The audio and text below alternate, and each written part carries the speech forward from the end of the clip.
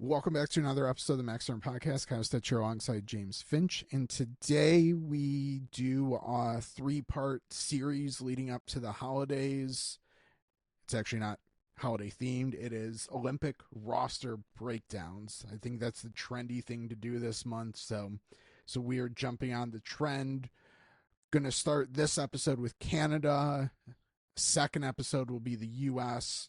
Third episode will focus mostly on Sweden and Finland and maybe some other just like quick hitter highlights for a couple of the other European countries. But once you kind of start to get past Sweden, Finland, as far as NHL players go, the pickings are pretty slim. So we're focusing basically on NHL players for this. I did at one point think I was going to go into the depths of trying to find some random Swedish Elite League forward to add to my Sweden team or something, and then decided that was just not a good idea. So that's going to be the structure. We appreciate you listening. Max Stern Podcast available on all major podcast platforms. Our content, including our contract projections, which each day feel less and less relevant because more and more extensions get signed, are available on X, Blue Sky, Threads, at AFP Analytics, Pinned Post.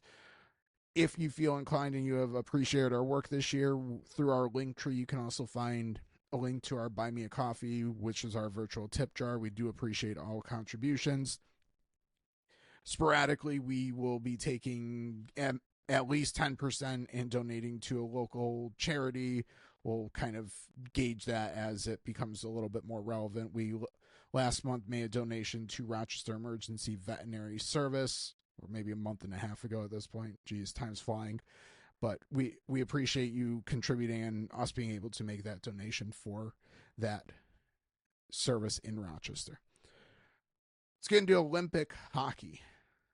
Before we talk about our breakdown Canada roster, I wanted to go on a quick rant tangent about the discussions about potentially all the issues that are seemingly arising as it relates to NHL players going. Just a lot of ridiculousness all around, probably. Yeah. I think that would be the fair way to put it. So the big issues being, one, the arena's not ready, Yep. and two, I guess probably one of the more loud issues we've been hearing is the ice will be 3 to 4, I think it was, feet too short in comparison to an NHL rink. Yep. I think that was really the news this past week and a half. And like deputy commissioner have been pointing out, well, if it's not NHL, ice, players aren't playing. That's just it. Maybe they don't go to Milan, Italy, but they're playing an Olympic style tournament somehow, some way. Yeah. We're too late in the process. The NHL has a schedule that has 3 weeks of no games. They can't logistically at this point rearrange games that are to take place after the Olympics to fill that like void. It would just be 3 weeks off. Yeah. And in the middle of February, which is should be prime hockey time, there's no alternative for the Olympic Committee to not have the NHL players at this point. Like it I don't like the talk of them not playing or participating is just silly at this point. Maybe they participate from North America or something like that. They figure out some other alternative, but an Olympic style tournament is happening with NHL players in February. Yeah. I guess that's my rant. Just been. Yeah, there's a lot of people upset about this and concerned, even and that's okay to have those feelings, but at the same time, like essentially threatening, like, none of the players are going to be there. Sorry. That seems a little overboard at this point. If we were having this discussion up to like August, if like things were trickling out I was then gonna I'd be say like beginning of the season, even like that's kind of when that would have needed to happen. yeah, I Where mean, even that gets a little late because especially shared arenas, like yes, well, it would allow time to find another place, a yeah, lot more time. yeah, or to I'm more saying like revamp the NHL schedule a little bit, but like Yeah. you that yeah, I don't. It's just very impractical at this point for NHL players not to play in the Olympics. Yes. It would also be very bad for the NHL's kind of marketing momentum too, in my opinion, because Four Nations was a massive success last year, and everything has been building up this past year for NHL players are back in the Olympics, and then rug pull like Four Nations was kind of billed as like the kind of trailer for the Olympics. Like this is what you're in for. yeah. So yeah, I agree. It would be very bad for them not to participate. But like you said, that shouldn't. That would just be an insane decision at this point. Yeah. Shall we get into Canada's roster then Yeah. of players that will be playing in the Olympics? Guaranteed to be correct as always. Well, I'll guarantee these first players are correct, barring any injury. Knock on wood. Yeah. Yeah. Yeah. Guarantee you, we will see Sidney Crosby, Nathan MacKinnon, Connor McDavid, Braden Point, Sam Reinhart, and Cal McCarr pulling on the Maple Leaf sweater in February. Yes. So those were the six that were previously announced. Yes. So that is why there is a 100% guarantee, and unless injury, which hopefully doesn't happen for their sake. But yeah, yes, well, each of I'll say the big four that we're going to talk about in this series announced a group of six. So yes, those six are for sure on this team. I don't think they can be removed, or I don't know exactly what the rule would be, but essentially they're not going to be removed. They will be on the team. yeah. All of the kind of research and looking into everything that you and I both did, it was considering these six players were already locks. So we know we got those correct. Yes. So now let's hash out the rest of Team Canada's roster. We're going to start where there's a little bit of a discussion, but probably the least discussion, and we'll start in goal. So I think there's probably maybe six names that could be considered 6-7. So Jordan Binnington, Logan Thompson, Scott Wedgwood, Darcy Kemper, Aiden Hill, Mackenzie Blackwood, and maybe Sam Montembeault, but his play has probably left him on the outside looking in pretty confidently. But he was on that Four Nations roster, so can't completely ignore that. So I think those are the goalie names under consideration. Do you have anyone else that we should throw in that? Not really. You start to get to names like Jake Allen, Tristan Jarry. Like they might be playing well this season, but they're probably not going to be in consideration for the Olympic team. Jake Allen's maybe a little bit of an interesting name. But potentially.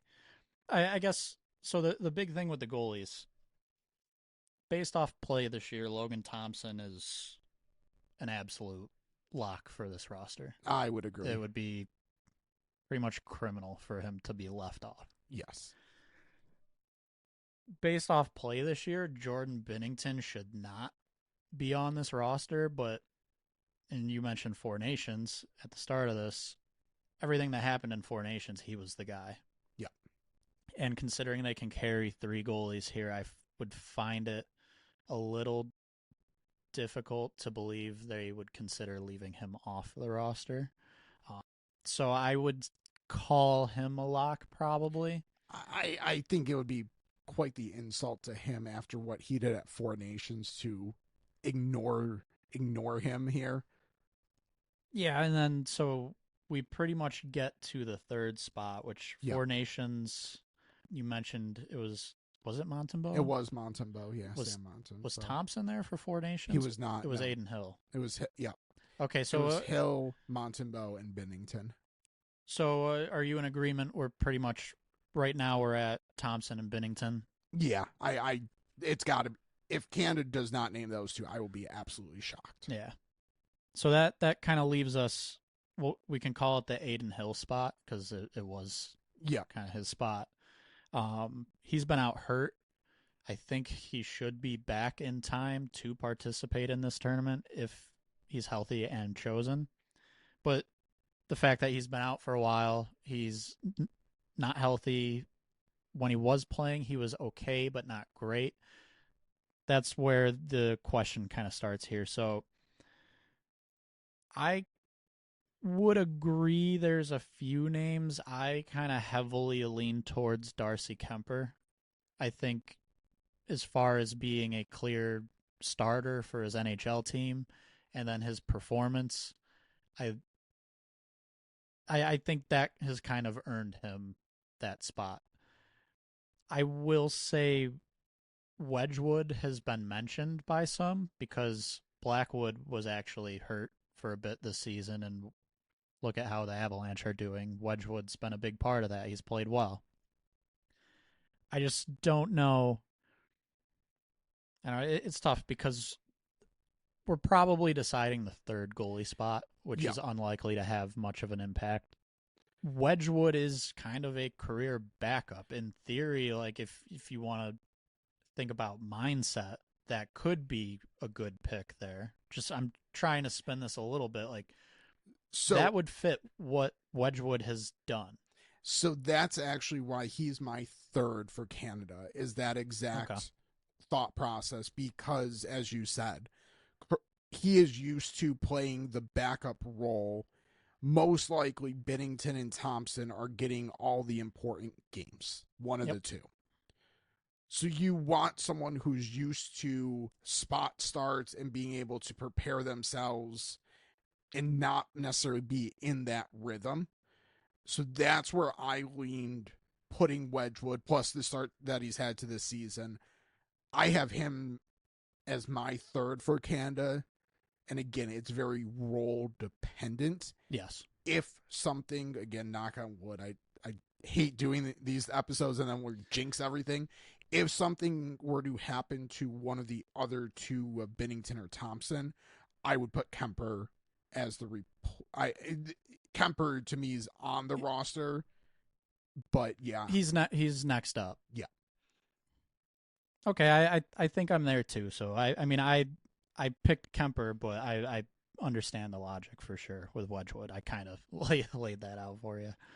Um, and I don't want to completely throw Aiden Hill off of this. Like he is most likely being considered, yeah. and would be a, I guess call it a finalist for that spot.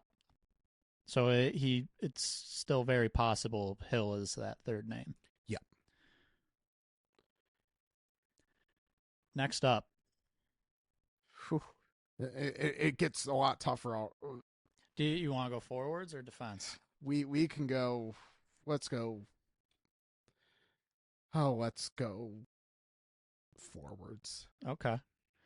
So I guess a quick recap. I know you mentioned it right at the beginning. Crosby, McKinnon, McDavid, Point, and Reinhart are all already announced. Yep.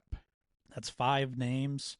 There's 14 forwards, so 9 more players in theory to decide on. Quick note, if you're unfamiliar, the Olympic roster size is 25, so we would assume 2 extra forwards, 2 extra defensemen, plus an extra goalie would be how we get to the extra kind of spots. Or would it be, I think that math works out. Yeah. Yeah. So that's how most people lay out their projections. That's most likely how teams are going to do it. So we have the guys locked in, and then we have to pick the next up. And then I've got some honorable mentions. I'm sure you have some that are very much up for debate. So let's start like this, and I don't know if this is the right way to do it. Brandon Hagel. So on the Four Nations, do you have him in your lineup? Yes, I think he's too versatile of a player for Canada not to include on this type of roster. I think so. Where it came down to me, where it I struggled a little bit. Canada has a lot of guys that you would consider clear top six players. There are going to need to be players that are going to need to kill penalties and play bottom six roles. So I left some players off that maybe people will say that I'm crazy for leaving off because I don't see a spot for them in the top six, and I want to try and build a complete lines 1 through 4. Hagel to me is way too valuable and can play any of those 4 lines, in my opinion, to leave off. I'm 100% with you. So he was an easy lock for me. And I guess to rephrase kind of what you just said, this is picking essentially a real NHL team. It's just based off of where a player is from. It's not picking an all-star team.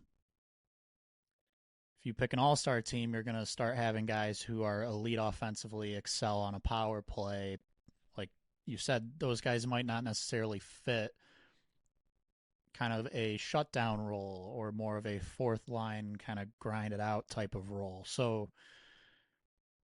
I tried to look at it that way. I made some changes to what I had as late as earlier today because of that same mindset of, okay, we got to think of this not as necessarily like who's fun to watch at an all-star game, but who could fit in the lineup. Yep. Brad Marchand. Same logic. Yes, he's on because of being far too just too good of a player. Interesting.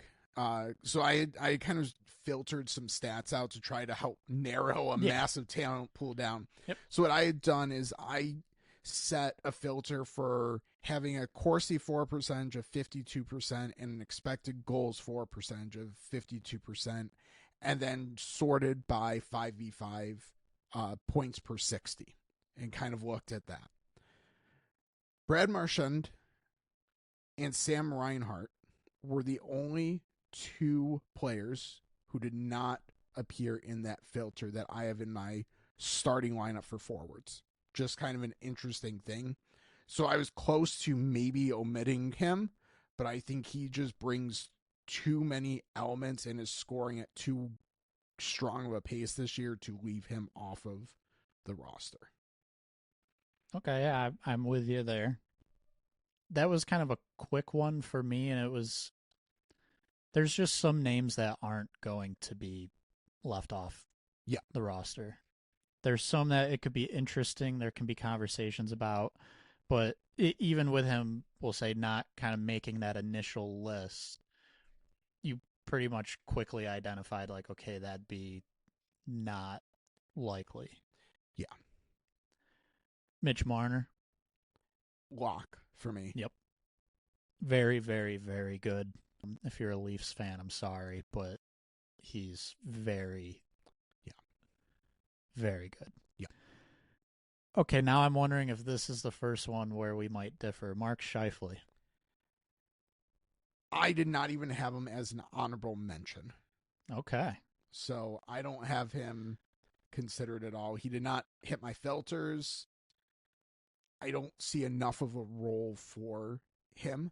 He's an offensive center. Canada has plenty of offensive centers. Yeah, I didn't have a role for him. I completely omitted him from my discussion.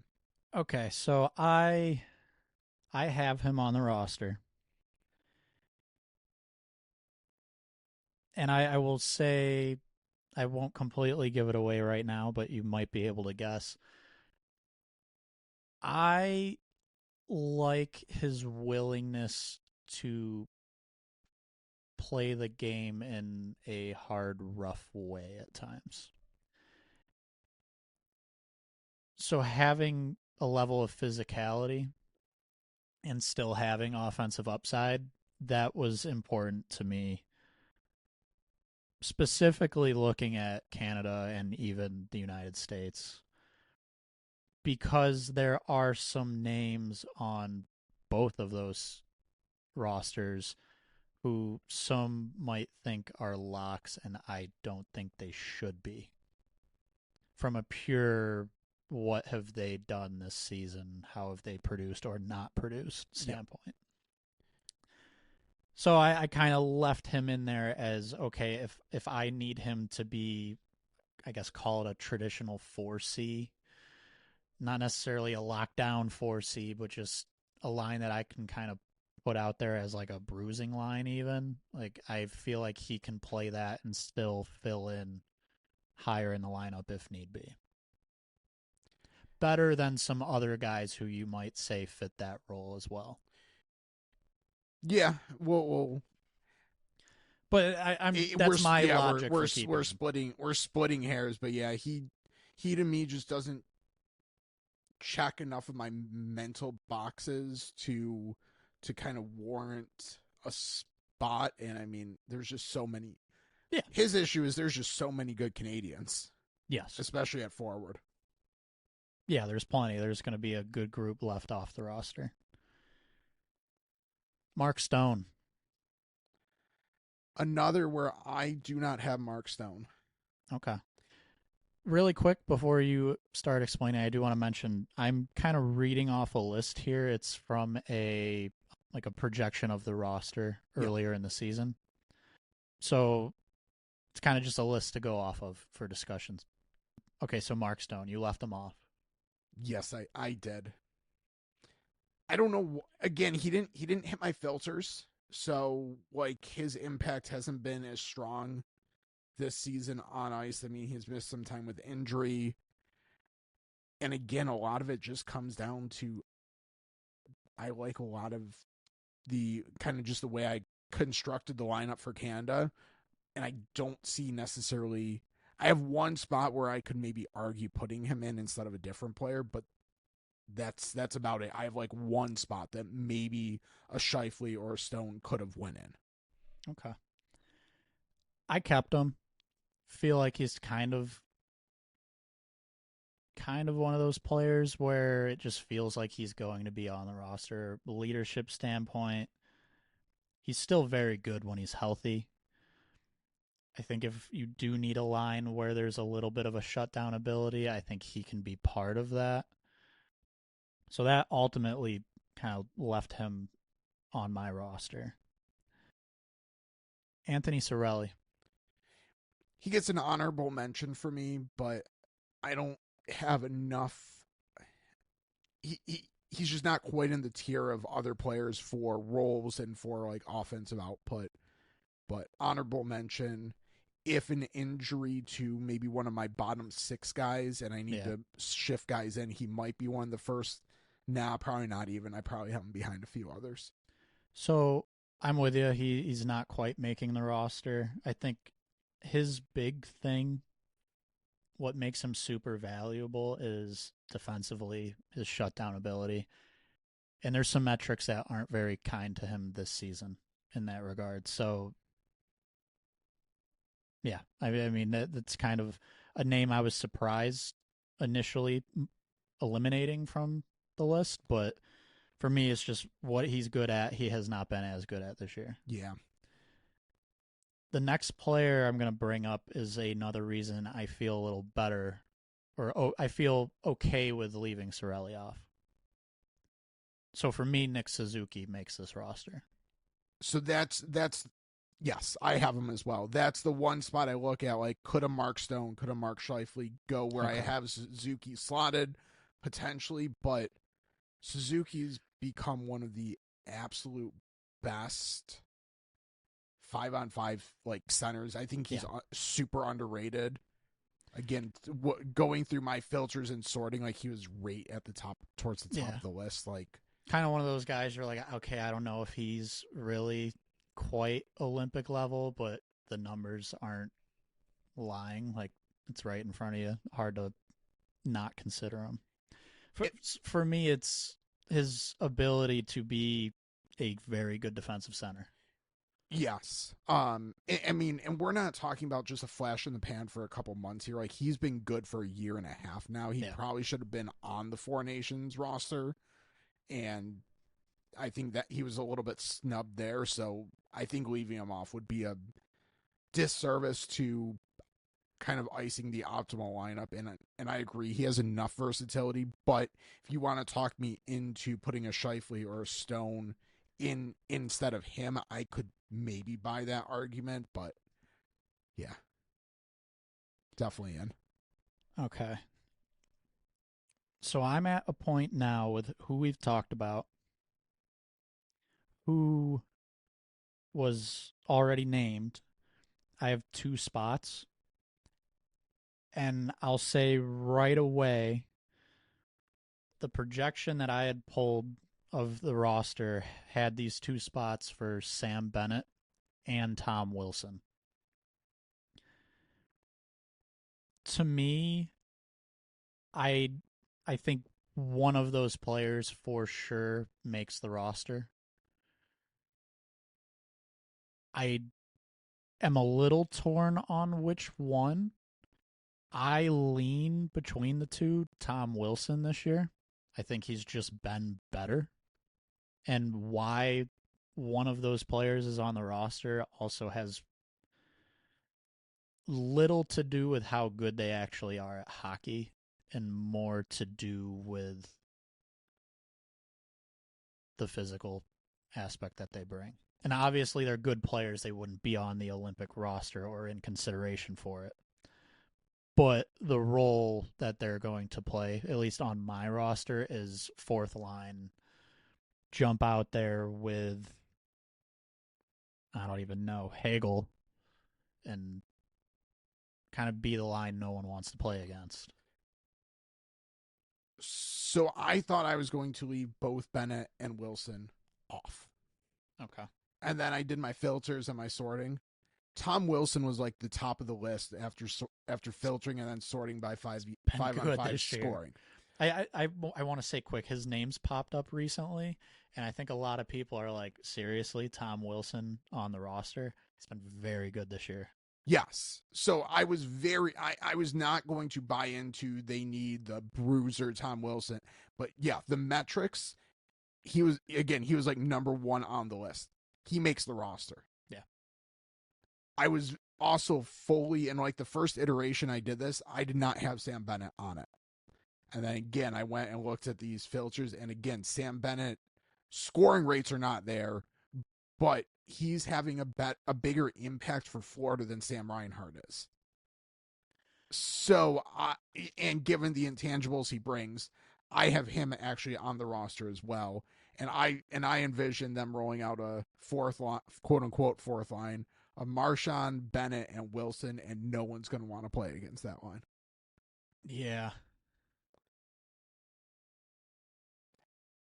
Again, I didn't want to buy into him just because of the quote unquote intangibles or like the nastiness they bring, right. But they're actually playing really good hockey, and that lines up with what Canada maybe needs to kind of fill out their roster. So I have both of them in the starting 12 forwards for me. Okay. So I will say, just to kind of explain this, so Tom Wilson had a spot on this projection. I'm pretty much leaning towards I would keep Wilson there. He's in your lineup as well.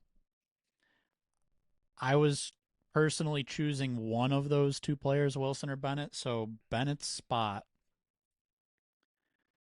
I will say, for simplicity's sake right now, would go to Bo Horvat. Having an unreal season for the Islanders.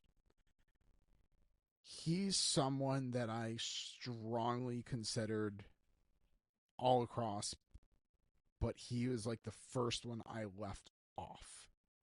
Okay.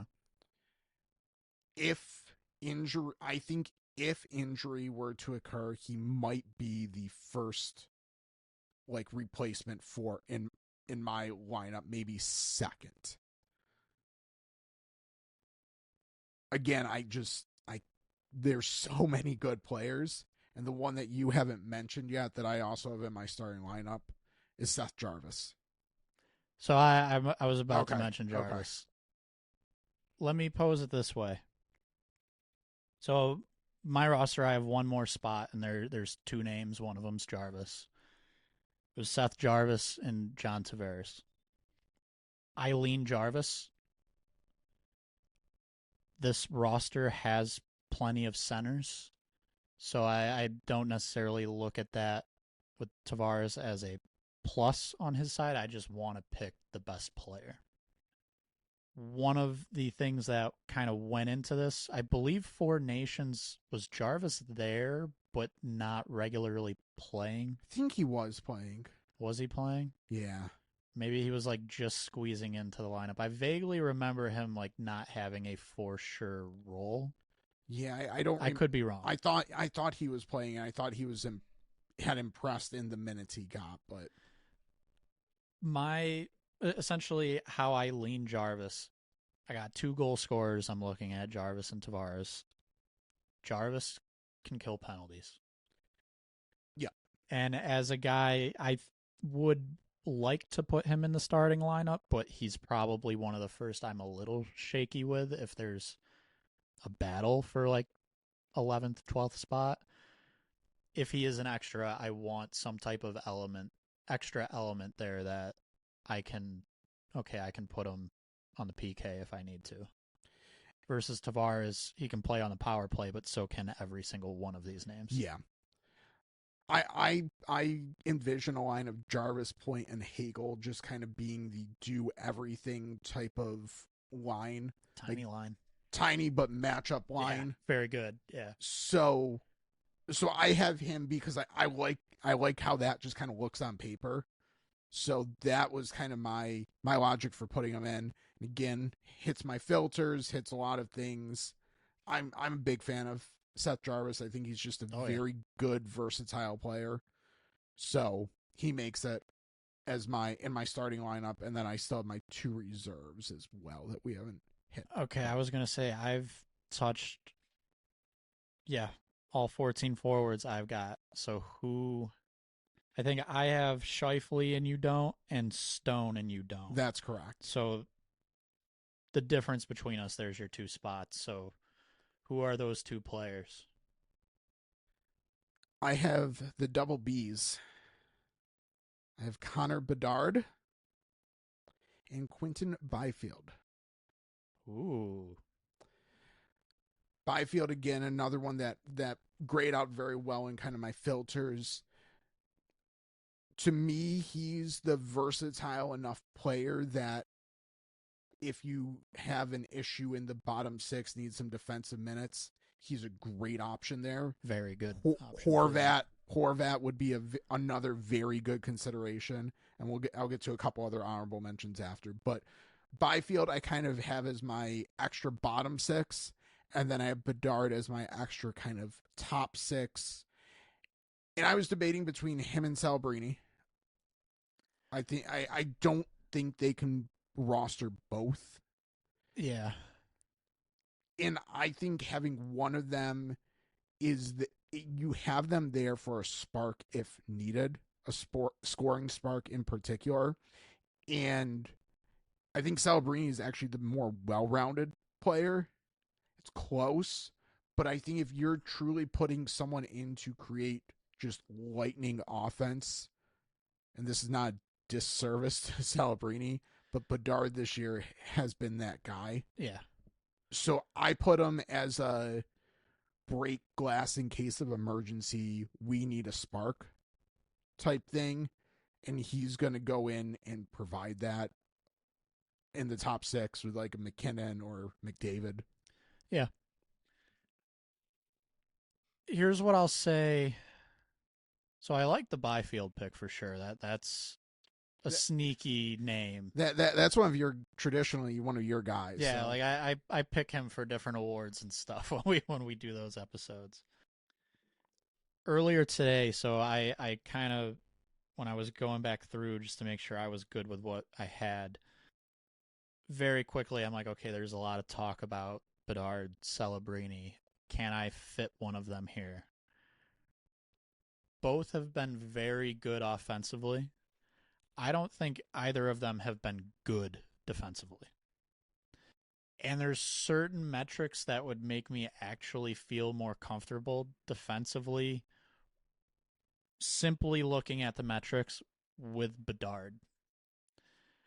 Now, a lot of people are saying how Celebrini is, oh, he's looking like a phenomenal two-way forward, and I think that can be the case still. He's on a very young team with some not so good players. But ultimately, like what a young player's outlook isn't enough when the actual number results that we are seeing aren't quite there yet. So to me, I didn't have either of them, obviously. I was leaning Bedard over Celebrini as well for kind of the reason I felt like Bedard could fit all around slightly better, personally. But ultimately left both of them off. I just felt neither were quite there yet. If Bedard was not where he was in the point standings, I probably put Horvat there. But Yeah. I think it's very hard to ignore the hot scoring hand. And I'm not anticipating Canada having trouble scoring goals. But the Right. lineup I do have on paper there's a lot of playmakers and not a lot of finishers. Bedard could come in a pinch and be that finisher that maybe they might be lacking. Yeah, I like that. So I was looking at my forwards. I'll pick out Shifley because that's one we differed on. And I'm more using this as an example that it can just depend on how you're building out a roster. So Shifley, you left him off because just not enough there for you. Like doesn't really have a role. I kept him in as kind of I think he can play kind of that role like next to a Tom Wilson and also be insurance to move up and score because he's a goal scorer. So for me, like that's where I would still lean. Okay, I'm gonna keep Shifley and not bring in Bedard, mainly because okay, Bedard's there for goal scoring. He doesn't provide that other aspect yet. But he ends up fitting your roster because of how you built out your roster. You also kept Sam Bennett. I didn't. Yeah. So I'm more laying this out as like these are all very good players we're talking about, and it gets to a point where it's like who can fit into certain roles that they might not necessarily play for their NHL team. Yeah. Yeah. And that's where like having Stone, Wilson, Marchand, and even Hagel to an extent, and I'll even throw in Jarvis. Like to me, there's a lot of repetitiveness there as well. Yeah. So yeah, it's really tough, and yeah, I just like there's just so many tough decisions, and I think like how you lean one way could influence how you lean another because I don't think your logic's wrong by any means for why choosing Bedard over Shifley, but yeah, we kind of got to different places. Yeah.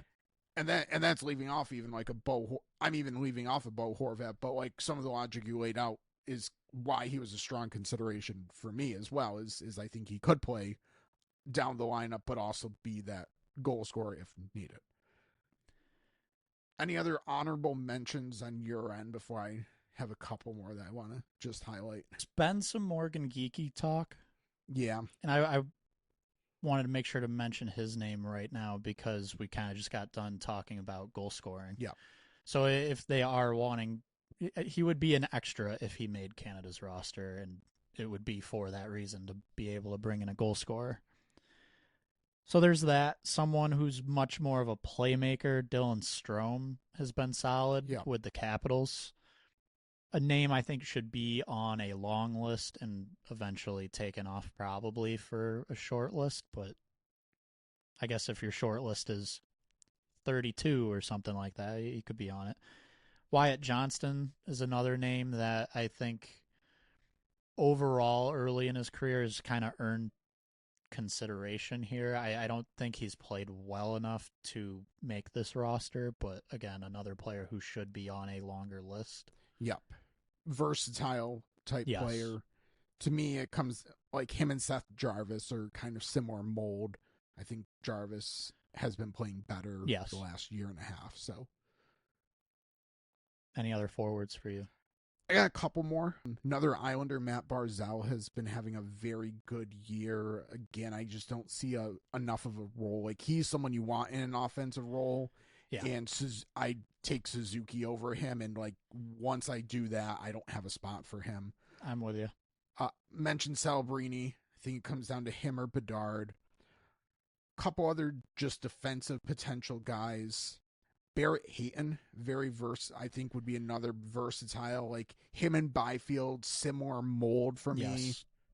He was on my longer list, I guess. He didn't make my honorable mention, but he was there. He hit my filter, so that's why he gets. Yep. And then if we're going another like bottom line role defensive player, I want to give a shout out to Alex Killorn, who's actually been a standout defensive player the past couple of years for the Ducks. Yeah.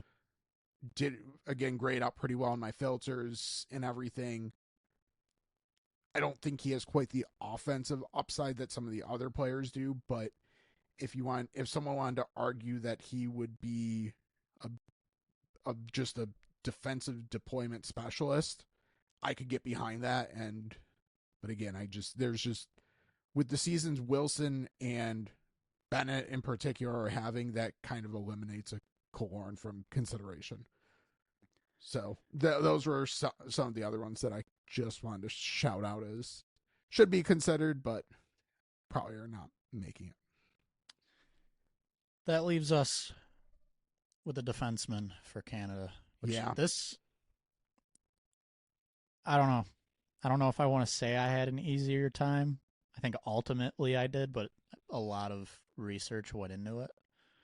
And this is where I think a big part of what I chose had to do with roles, for sure. Not that the forwards didn't, but maybe this was a spot where more so I needed to remind myself, hey, don't have too many like crazy good power play guys, and that's what they're good at, because not everyone can be that power play quarterback. Yes, I think there were some names that fell into line very quickly, but then once they fell in, it was very much a struggle to find proper fits. Yes. And I had debated between like very heavily considered like a couple names for like one spot, but role ultimately won out for me. So we know Cale Makar is there. Cale Makar is the defensive lock already announced. Yeah. I'll do the same thing here. I'm going to read off a list, and I'm going to start with a name from the projection that I left off, and that's Thomas Harley. Yeah, he didn't even make my honorable mentions. I think Canada has too many good defensemen right now just playing much better hockey. And yeah, his season's not been good. Yeah, and just offense, like he's someone that you're putting for offense, and I have multiple names that I would get to before him at this point for offense. Do you want to pick one name and say this is the guy I'm replacing Harley with? I'm Not going yet. to. Not yet. Oh, okay. Maybe I won't. Yeah, we'll wait. Cale Makar makes it. Josh Morrissey. Yes. That's a pretty easy one for me. Yeah, So my filter for defense, just throwing it out, I dropped it to 51% for both Corsi for and expected goals for. Morrissey didn't hit the filter, but yeah, he's just been too good and too well-rounded for Canada or for the Jets the past few years. So I think he has to be on the Canadian roster. And he's been, I believe, quite good in PK as well, which is where that I think that was where some of the struggles I was trying to overcome, make sure that they have guys that are used to playing the PK and have done well in that role. So Morrissey, yes makes it. Colton Parayko. This was one I went back and forth on, and I'll just put it out there right now. I ended up leaving him on the roster. I also have him on the roster. I had him off, and then digging into, again, penalty kill metrics in particular, he is one of the better penalty killers in as far as expected goals against. He's out there in the league for the Blue Lines, or at least for Canadian Blue Liners. So he was I won't say an easy one, but that was kind of my tiebreaker, and ultimately put him on the roster as well. I would pair him and Morrissey as kind of my shutdown type pair. Yeah, I like that a lot. And just to kind of reiterate there, it was a player I initially pulled off, and I put a name on there who was much more offensive. And then once I thought I was done, I kind of realized, okay, I'm missing a little bit of that shutdown ability. And he's been very, very good at that. Next up on the projected list was Travis Sanheim. I left him off. Yeah, he didn't appear and he doesn't even get an honorable mention for me. He would be like my next after. Yeah. There's just too many good Canadian defensemen. Supposedly, so he was on the Four Nations team, and supposedly Canada liked what they saw from him and Parayko as kind of being more defensive players. But I don't think that's necessarily how he's played. I don't think it's necessarily locking him back into that role. He's been all right this year, but not great. Okay, so we both left him off. Shea Theodore. Debated, but he was a player that hit my filters and just very well-rounded, overall solid, provides offense, but also isn't a defensive liability either. So he makes my roster. I'm right there with you.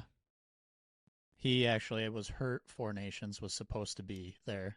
He played, I think, the first game and got hurt, and then Harley came in. Yep. Last defenseman on the projection, Devon Toews. Devon Toews. To me, we could have put him with the basically locks. Yeah. He's a virtual lock. He's in there. He's playing with Cale Makar. Like, that works out so nicely. Yep. I'm with you there. So that pretty much means two names that we just went through, Harley and Sanheim. We both agreed do not make this roster. Yeah. I'm going to talk about my Thomas Harley replacement. I probably have the same, but go ahead. Matthew Schaefer. I do have Schaefer on my roster, but I have him as a reserve. Okay, I didn't go as far as making the lineup, so he can be a reserve. Yeah.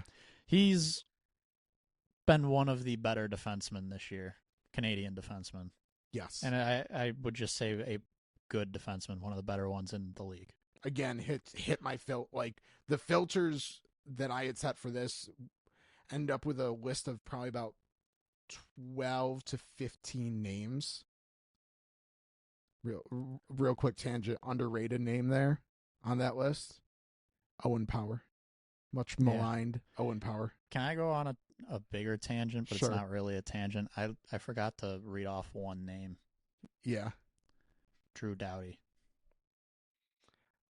I have him. So do I. Yeah. Okay, that's an easy one. Yeah. He's kind of a lock for Team Canada. Unless he was just flat out bad now, he's going to be on Team Canada. And again, he was one that hit my filters. So, yep. All right, back to Harley replacement. Schaefer, so yeah. I had Schaefer in that spot. And yeah, I like I said, one of the better defensemen. Like you said, he hits your filters. I think the only question there is really about his age. He's still 18, right? Yeah. Oh yeah. Do you want to, yeah, he was a young, Yeah. yeah, okay. Do you want someone ultimately that inexperienced to be someone you potentially need to rely on? Fair question. I think he deserves the spot, though. My logic for including him is very similar to Bedard. You need a spark. Yeah. You put him into the lineup. Like Yeah. that. It's that simple. Is I think there's other guys that could, but like that's a very clear message to the rest of your team that like he's the one who's going in. So yeah, I like Matthew Schaefer being included just for the idea of bringing a spark, and yeah, he's been very, very good. And then the last spot for us to talk about on Yep. the Canadian roster, we did not choose Travis Sanheim. Instead, we chose. Should a team in Alberta fans cover their ears? They should for mine. I will keep going. Go ahead. Evan Bouchard. That's not who I chose. Yeah.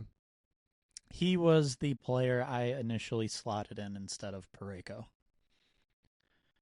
and then removed him. Basically, from my standpoint, like power play, I'm throwing out Makar and Drew Doughty. It's not to say Bouchard isn't better than Doughty. I don't know if I trust Bouchard enough otherwise to.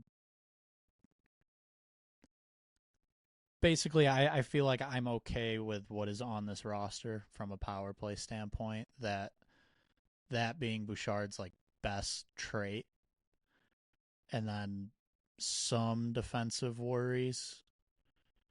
He didn't quite make the cut. Honorable mention for me though, absolutely. He stood out in the way that I went about creating the list of like filters and sorting and everything. He hit all the criteria. He was towards the top. I know he plays with good players, but Edmonton as a whole has not been a juggernaut by any means this year. So the fact that he still has very good metrics, he makes very, very big glaring mistakes at times. I get that, but I think I think he's just too solid, maybe underrated solid of an all round defenseman to not put him on the roster. And I looked at him actually playing him over Doughty for power play purposes. Yes, And then I'll put I would Shea, get that. Yeah, pair him with Shea Theodore, who has enough speed to cover up for some of those mistakes, and I think it probably works out okay. But okay. I'm putting Evan Bouchard on Team Canada's roster, much to maybe the appeals from Oilers fans to not do that. Hey, I mean, I'm not knocking that decision whatsoever. He was the odd man out pretty much for me. Jakob Chychrun has had a very good season for Washington. Very two good years, really. Yeah. He would be an extra, I think, for me. Yeah. Can kind of do it all. Doesn't really penalty kill much, but I would be fairly confident that he could. Or even if he was filling in for someone, I think the rest of this roster is good enough that he might not have to still. But that was a name that I felt definitely should be on the roster. So that's who I went with. Any other honorable mentions you want to throw out before I throw a few names and then we wrap this episode? Defensively, I initially had Dobson. Just ultimately too many good names. Some of his underlying numbers are a little concerning defensively, so he missed the cut. Shabbat from the Senators, he's had a good year, just not quite there. I had Morgan Riley because he had a decent stretch, but that, when I looked today, was a name I was fairly comfortable crossing off. And then a couple right shot names here to finish my list. Hopefully, I'm not taking too much away from you. Brandon Montour has Yeah. had a very good year, and Dougie Hamilton was a name Yeah. that I definitely considered here, but just too many good defensemen, really. Yeah. So You you could take half the names I just mentioned and put them on the roster, and it's pretty much still as good of a defensive group as it was. yeah, Bouchard and Montour were very close for me to play that kind of type of role. Also had Hamilton as an honorable mention. He's been very good this year for the Devils. Dobson. So the name that I very strongly debated for Colton Parenko's spot is, I think, better defensively 5-on-5, at least according to metrics, but ultimately penalty kill has not had a great year this year. Jared Spurgeon, Yeah. very very good defensive player, but I looked at the Wild like as a whole, and the penalty kill is worse when he's on the ice, and that was kind of the difference for Parenko versus Spurgeon for me. But he was very very close to consideration. Another right shot heavier type of player, Braden McNabb from Vegas was he has left shot? He's a left shot. Yeah. But still I don't disagree with him being on a short another list. Another heavy type of player. Okay, I do have one more right shot that I was shocked met all these filters and was actually towards the top of these filters. But given you already have an older Drew Doughty, I didn't think they would go this direction, and that was Brent Burns. His metrics, it's if I was picking strictly on metrics, he would have made the roster. And he was a very strong consideration for that kind of final right D spot, but I don't know if you can bring both Doughty and Burns to a tournament like this. Too much beard there. Yeah, or maybe not. Maybe Canada doesn't have enough beard. True. You are bringing like Bedard along and Schaefer. Yeah, I don't think Nick Suzuki's grows and Seth Jarvis grow much either. Jarvis has some facial hair. Yeah, not too much beard. This is kind of a tournament where I would expect some beards to be growing. I more think it's just two older right shot defensemen. That's the real reason. I don't think he's as strong of a consideration as I just laid out, but I think he deserves a shout out in the context of this. So, any other names that you want to highlight? For Canada, I think I'm all set. Yeah, I'm good. Maybe quickly just run down your roster real quick, and I'll run down mine just to kind of conclude this out. Forwards, and this is in no particular order: Seth Jarvis, Bo Horvat, Sidney Crosby, Brandon Hagel, Nathan MacKinnon, Brad Marchand, Mitch Marner, Connor McDavid, Braden Point, Sam Reinhart, Mark Scheifele, Mark Stone, Nick Suzuki, and Tom Wilson. Defensively, Drew Doughty, Matthew Schaefer, Cal McCarr, Josh Morrissey, Colton Parayko, Jacob Chychrun, Shea Theodore, and Devon Taves. And then in net, there is Binnington, Kemper, and Logan Thompson. Would be my starter, by the way, Logan Thompson. So my lineup in going order of lines: Reinhart, McDavid, Marner, Suzuki, McKinnon, Crosby, Jarvis, Point, Hagel, Marchand, Bennett, Wilson, with Bedard and Byfield as the extras. D pairs would be Taves, McCarr, Theodore, Bouchard, Morrissey, Parenko, Doughty, Schaefer as my extras. Binnington, Thompson, Wedgwood. Binnington or Thompson would be playing the important games for me, with Wedgwood sitting in the press box most nights. He can play like France. Yeah, is France in... So Canada's group includes, Yep. Czechoslovakia, Switzerland, France are the other teams. So yeah, Wedgwood probably gets the France game.